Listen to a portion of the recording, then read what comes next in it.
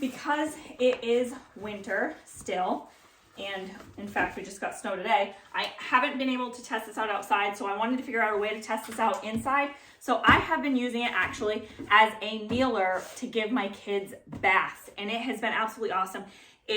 Even sitting on it or kneeling on it for baths, it holds my weight. It's very sturdy. It's much sturdier than I thought it was going to be. And to go from bench to kneeler is super simple. All you have to do, flip it over. I'll even use this for like the kids' washcloths just because it's easy.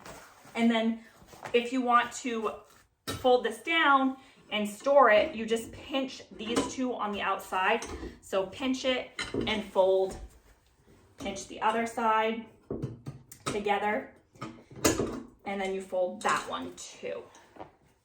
I am super happy with how sturdy and comfortable this is. If you are looking for a gardening bench or kneeler, something that's going to, or even something to give your kids baths more comfortably, I highly recommend this one.